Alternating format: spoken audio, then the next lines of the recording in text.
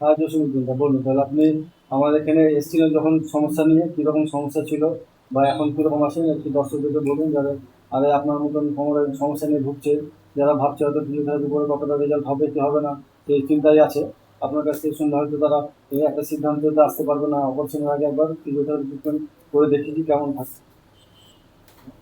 বলুন, কেমন ছিলেন সমস্যা? আহ, আমি যখন এখানে আসি তখন আমি অনেকটাই অসুস্থ ছিলাম। আমি সোজা হয়ে উঠতে বসতে কিছু করতে পারছিলাম না, পুরো একদম শরীরটা আমার পুরো বেঁকে গেছিল।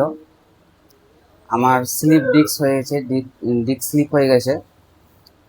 তো আমি রামপুরহাটে এমআরআই করেছিলাম এবং ব্যাঙ্গালোর গেছিলাম, ব্যাঙ্গালোরে সেখানেও এমআরআই করেছিলাম। এমআরআই করে ওখানকার ডাক্তারবাবুরা আমাকে বলেছিলেন যে এটা একটাই রাস্তা আছে, যেটা অপারেশন করতে হবে। তো আমি অপারেশন করতে রাজি হইনি, কেননা এখন মেরুদণ্ডের অপারেশন যদি করা হয় পরে যদি আমার কোনো অসুবিধা হয় সেই জন্য ভয়ে আমি অপারেশন করিনি।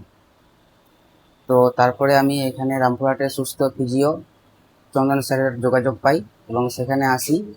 এখন আমার এখানে কন্টিনিউ আসা মোটামুটি 3 মাসের শেষের দিকে হয়ে গেছে। তো আমি এখানে যখন আসি অনেকটাই অসুস্থ ছিলাম। এখন আমি পুরোপুরি প্রায় 90% সুস্থ হয়ে গেছি। এখনো আমার ফিজিওথেরাপি করতে বাকি আছে, এখনো লাগবে মোটামুটি হয়তো দিন 15, তার মধ্যে এখন আমি অনেকটাই সুস্থ। তো আমি যারা আছেন আমার মতে এরকম স্লিপ ডিস্কের জন্য, আমি বলবো তারা অপারেশন না করে রামপুরহাট সুস্থ ফিজিওথেরাপি চন্দন স্যারের সঙ্গে যোগাযোগ করুন। আশা করছি অনেকটাই সুস্থ থাকবেন, কেননা আমি অনেকটা সুস্থ আছি।